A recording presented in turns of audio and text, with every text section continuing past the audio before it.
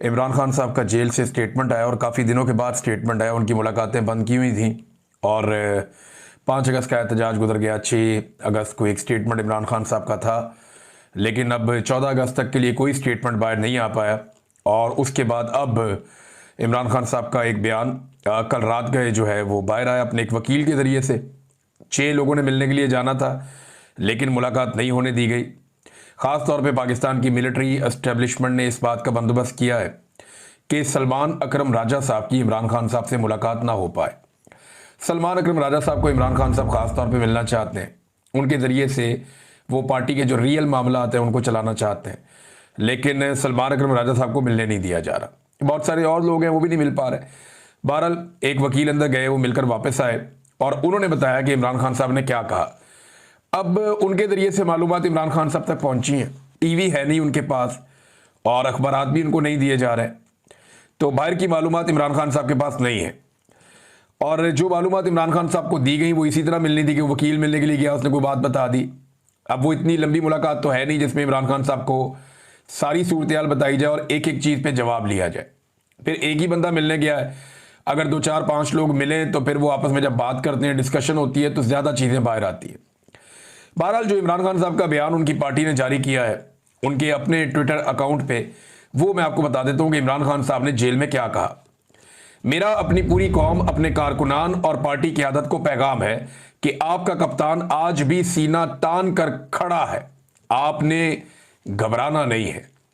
लो जी, इमरान खान साहब तो वहीं पे खड़े हैं। यहाँ पे सुहेल बड़ा इसने कॉलम लिख दिया, आर्मी चीफ ने ख्वाहिशात का इजहार कर दिया, DGI-SPR से नीचे तक सब माफ़ी का मुतालबा कर रहे हैं। पाकिस्तान के टीवी चैनल पे हर तरफ माफ़ियों के मुतालबे हो रहे हैं, माफ़ी मांगेगा नहीं मांगेगा, वो उधर ही खड़ा है। मेरा अपनी पूरी कौम, अपने कारकुनान और पार्टी की आदत को पैगाम है कि आपका कप्तान आज भी सीना तान कर खड़ा है, आपने घबराना नहीं है। ये जी इमरान खान। पार्टी के रहनुमा और कारकुनान को 5 अगस्त के बाद 14 अगस्त को भी मुल्क भर में निकलने पर खराज तहसीन पेश करता हूँ। हालिया एहतजाजी तहरीक के नतीजे में हुई गिरफ्तारियां हों या 9 मई फॉल्स फ्लैग पर कैंगरू कोर्ट्स की गैर मुनसिफाना सजाएं, ये फस्तायत है, मगर इस सब के बावजूद आपने किसी सूरत हौसला नहीं हारना। जुल्म और बर्बरियत के इस तूफान के सामने डट जाना है।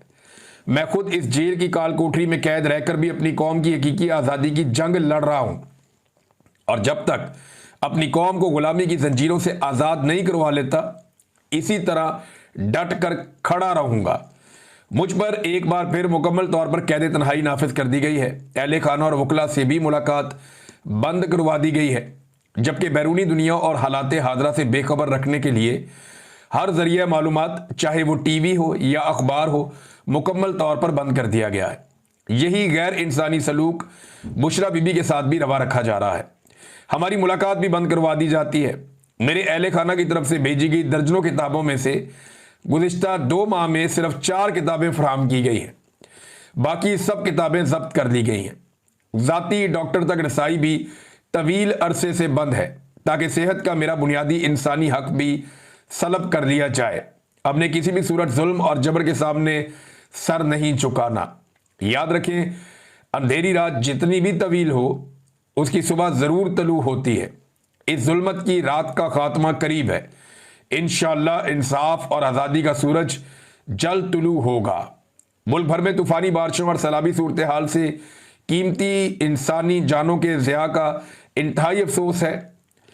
इस मुश्किल वक्त में तमाम कौम को बढ़ चढ़ कर रेस्क्यू एंड रिलीफ मुहिम का हिस्सा बनना चाहिए। इमरान खान साहब ने ये बातें की है।